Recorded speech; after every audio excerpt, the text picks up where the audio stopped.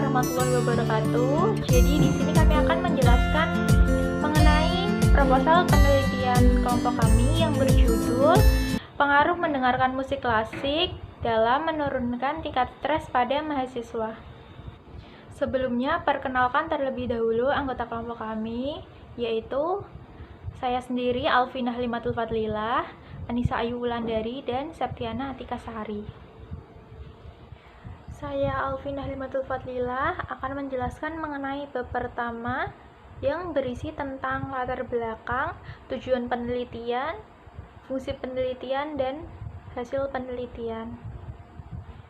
Dalam latar belakang, kami akan menjelaskan mengenai 3 hal, yaitu mahasiswa, stres, dan musik, terutama musik klasik. Yang pertama yaitu mahasiswa. Menurut Bertens, mahasiswa merupakan individu yang bersekolah di perguruan tinggi selama kurun waktu tertentu dan memiliki tugas untuk berusaha keras dalam studinya. Mahasiswa memiliki berbagai tuntutan akademik. Tuntutan ini menjadikan stresor bagi mahasiswa. Stres dikenal sebagai stimulus atau respon yang menuntut individu untuk melakukan penyesuaian. Penyebab stres ada 2, yaitu penyebab stres internal dan eksternal. Yang eksternal berasal dari luar diri individu seperti tugas kuliah, beban pelajaran, tuntutan orang tua, atau kondisi lingkungan di kampus. Secara keseluruhan, musik dapat berpengaruh baik secara fisik maupun psikologis. Salah satu musik yang dapat menurunkan tingkat stres adalah musik klasik. Hal ini dikarenakan musik klasik memiliki nada yang dapat memberikan efek menenangkan. Yang kedua adalah tujuan penelitian. Jadi tujuan penelitian itu ada 2. Yang pertama yaitu tujuan umum dan yang kedua adalah tujuan khusus. Jadi tujuan umum dilaksanakannya penelitian ini adalah untuk mengetahui pengaruh mendengarkan musik klasik dalam menurunkan tingkat stres mahasiswa. Dan tujuan khusus penelitian ini untuk mengetahui perbedaan penurunan tingkat stres mahasiswa yang mendengarkan musik klasik dan yang tidak mendengarkan musik klasik. Lalu untuk mengetahui adakah penurunan tingkat stres mahasiswa setelah mendengarkan musik klasik. Yang ketiga adalah fungsi penelitian. Jadi fungsi penelitian juga terdiri dari 2 macam. Yang pertama yaitu fungsi praktis dan yang kedua adalah fungsi teoritis. Fungsi praktis penelitian ini diharapkan memberi manfaat melalui analisis. Manfaat musik klasik terhadap penurunan tingkat stres mahasiswa adalah yang pertama, musik yang dapat meningkatkan intelijensi seseorang. Lalu yang kedua, refreshing. Pada saat pikiran seseorang sedang kacau atau jenuh, dengan mendengarkan musik walaupun sejenak terbukti dapat menenangkan dan menyegarkan pikiran kembali. Yang ketiga, motivasi adalah hal yang hanya bisa dilahirkan dengan feeling tertentu dan memotivasi mahasiswa. Yang keempat, memunculkan semangat dan segala kegiatan bisa dilakukan. Lalu yang kelima, musik dapat menawarkan stimulus dan aktivitas yang memanfaatkan gaya belajar dan area-area di dalamnya yang dianjurkan dalam pendekatan kognitif, menyediakan lingkungan yang terstruktur untuk interaksi sosial dan generalisasi tujuan bahasa dan bicara, serta menyediakan lingkungan yang menyenangkan dan memotivasi untuk belajar. Yang keenam, musik juga dapat memengaruhi penurunan depresi pada mahasiswa. Selanjutnya adalah fungsi teoritis. Penelitian ini diharapkan memberi kontribusi ilmiah pada kajian tentang kegiatan perkuliahan. Kami melakukan penelitian ini agar mahasiswa mengerti pengaruh musik klasik terhadap penurunan tingkat stres mahasiswa. Oleh karena itu, riset ini diharapkan mampu menyediakan referensi baru tentang hubungan antara musik klasik terhadap menurunkan tingkat stres mahasiswa. Lalu yang keempat adalah hasil penelitian. Hasil penelitian kami simpulkan menjadi 2, yaitu persamaan dan perbedaan dengan penelitian-penelitian sebelumnya. Persamaan. Semua subjek dapat merasakan perubahan yang terjadi setelah mengikuti pelatihan mendengarkan musik klasik Mozart, seperti diantaranya adalah perasaan nyaman, santai, rileks, tidak hanya cemas dan takut ketika ingin konsultasi dengan dosen. Selain itu, perubahan yang terjadi juga terlihat dari skor rata-rata stres yang mengalami penurunan dari pretest, post-test follow-up. Selanjutnya adalah perbedaan. Dilihat dari penelitian sebelumnya yang menggunakan subjek mahasiswa yang sedang skripsi, dalam penelitian ini kami menggunakan subjek mahasiswa yang stres akibat tugas saja. Sekian penjelasan dari saya. Penjelasan selanjutnya akan disampaikan oleh Saudari Anissa Ayu Wulandari dan Septiana Atikasari. Ya, di sini saya Anissa Ayu Wulandari akan menjelaskan mengenai landasan teoritis. Dalam penelitian ini, variabel yang kita gunakan ada dua, yaitu variabel terikat dan variabel bebas. Variabel terikatnya itu sendiri yaitu tingkat stres, dan variabel bebasnya yaitu mendengarkan musik klasik. Penjelasan pertama mengenai variabel terikatnya yaitu tingkat stres. Yang pertama ada definisi.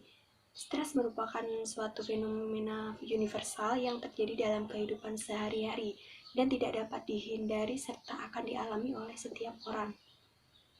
Stres merupakan gangguan mental yang dihadapi seseorang akibat adanya tekanan. Kemudian yang kedua ada aspek-aspek stres. Ketika seseorang mengalami stres akan memperlihatkan respon-respon yang tertentu. Respon inilah yang kemudian menjadi tanda untuk mengetahui seseorang sedang stres atau tidak. Menurut Taylor, ada beberapa tanda-tanda seseorang sedang mengalami stres. Yang pertama ada gejala emosional atau perasaan. Nah, ini meliputi rasa cemas, murung, rasa tidak mampu untuk melakukan sesuatu, perasaan marah, dan merasa ketakutan.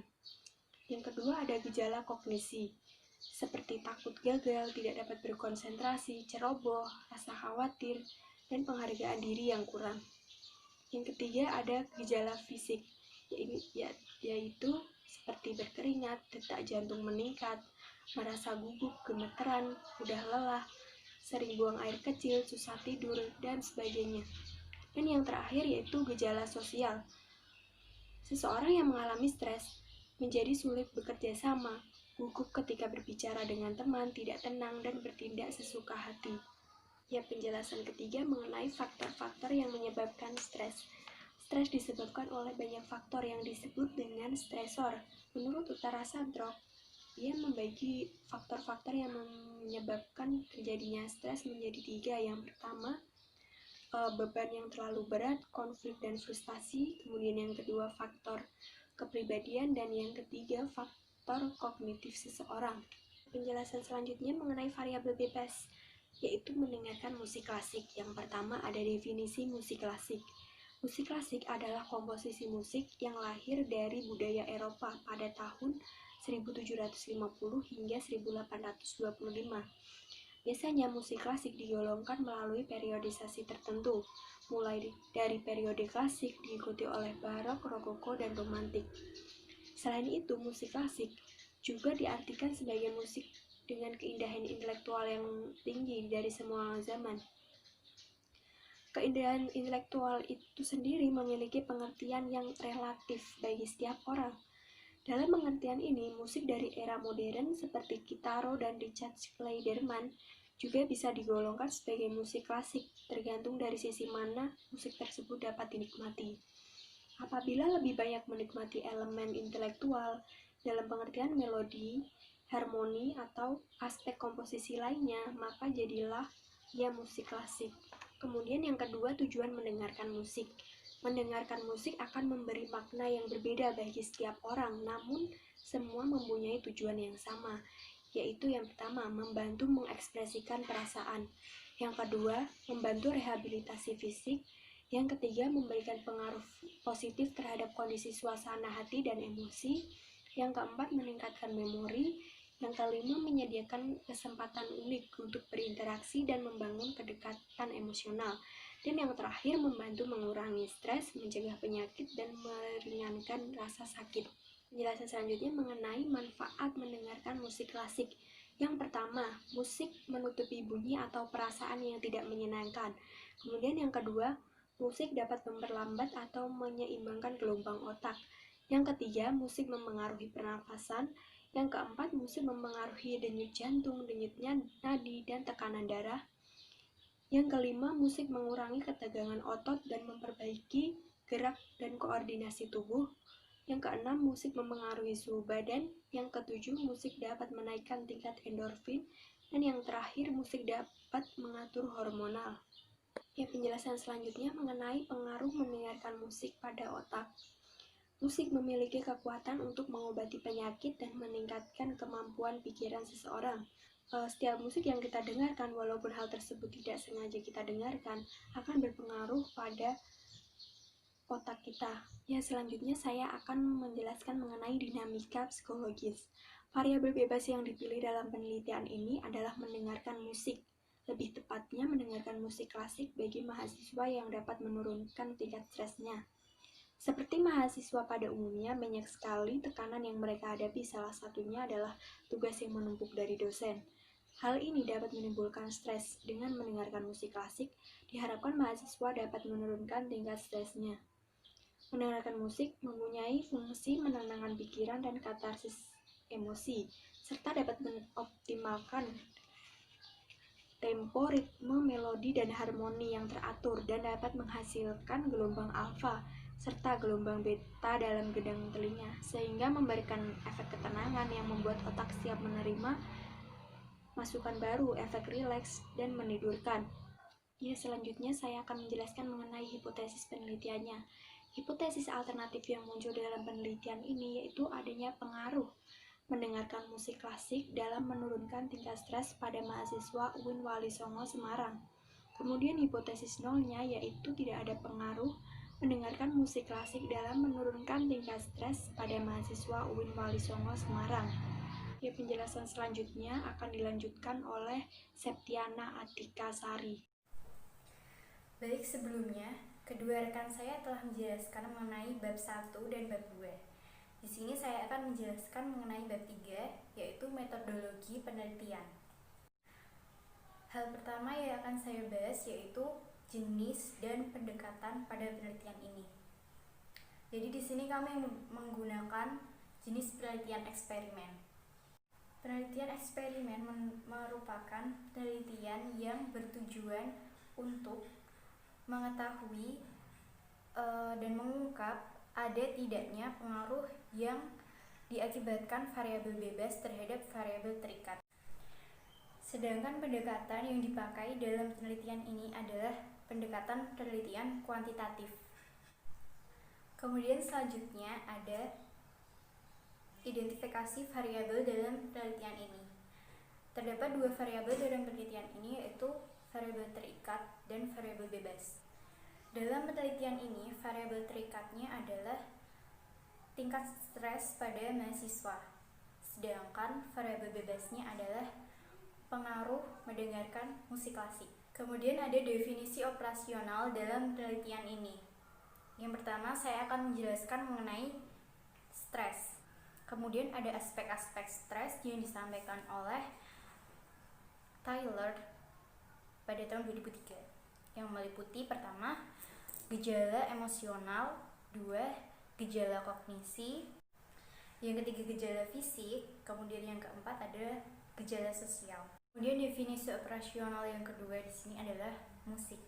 Intervensi yang dilakukan pada penelitian ini adalah dengan mendengarkan musik klasik pada mahasiswa yang stres akibat tugas, dengan mendengarkan musik klasik dengan frekuensi jumlah lagu yang didengarkan dan waktu yang telah diberikan. Kemudian selanjutnya adalah tempat dan waktu penelitian. Dalam penelitian ini, tempat penelitian kami adalah kampus tercinta, yaitu Fakultas Psikologi dan Kesehatan UIN Wali Songo Semarang. Sedangkan waktu penelitiannya kami menggunakan waktu senggang, seperti ketika sedang transit jam atau sedang istirahat. Kemudian ada subjek penelitian.